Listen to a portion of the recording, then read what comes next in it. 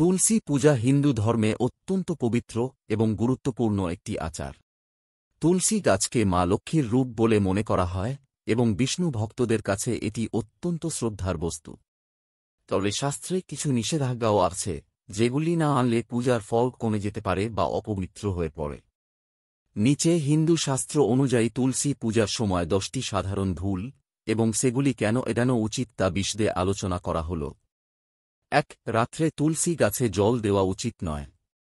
শাস্ত্রীয় কারণ: স্কন্দ পুরাণ অনুসারে সূর্যাস্তের পরে তুলসী গাছে জল দিলে তা অশুভ ফল দিতে পারে। এই সময় তুলসী দেবীর বিশ্রামের সময়, তাই পূজা বা জল অর্পণ অনুচিত।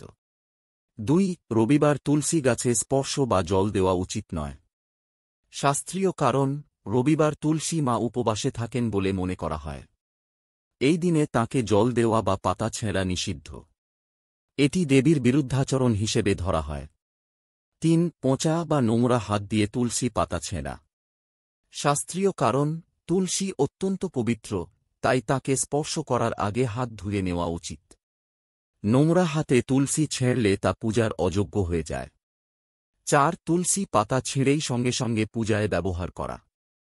শাস্ত্রীয় কারণ: তুলসী পাতা ছিঁড়ে কিছুক্ষণ পরে তা ব্যবহার করা উত্তম, কারণ তখন পাতার প্রাকৃতিক শক্তি স্থিত হয় এবং সেটি শুদ্ধভাবে পূজায় প্রয়োগযোগ্য হয়।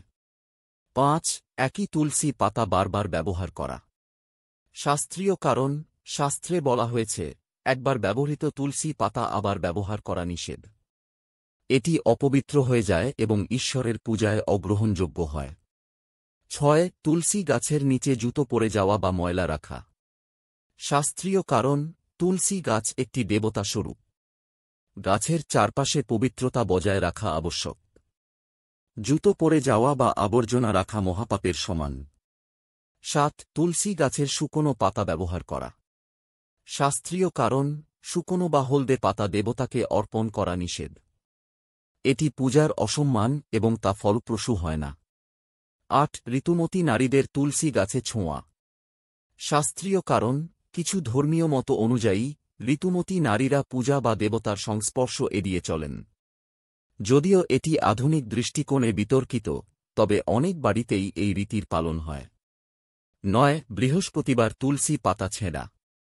শাস্ত্রীয় কারণ: বৃহস্পতিবার বিষ্ণুদেবের দিন এবং এই দিনে তুলসী দেবীকে বিরক্ত না করাই শ্রেয়। তাই পাতা ছেঁড়ার পরিবর্তে আগে থেকে ছেঁড়ে রাখা পাতাই ব্যবহার করতে বলা হয়েছে। 10. তুলসী গাছের পাশে অপবিত্র বস্তু রাখা। শাস্ত্রীয় কারণ: তুলসী গাছের পাশে দাহ্য পদার্থ, মাংস, মদ বা অপবিত্র কিছু রাখা নিষিদ্ধ। এগুলি শাস্ত্র অনুযায়ী পাপ এবং গৃহে অশান্তি আনতে পারে। তুলসী পূজা সঠিক নিয়মে ও নিষ্ঠায় করলে তা ঘরে শান্তি, সমৃদ্ধি এবং ঈশ্বরের কৃপা নিয়ে আসে। উপরোক্ত পয়েন্টগুলি মনে রেখে তুলসী পূজা করলে জীবনে শুভ ফল পাওয়া যায় এবং ধর্মীয় শুদ্ধতাও বজায় থাকে।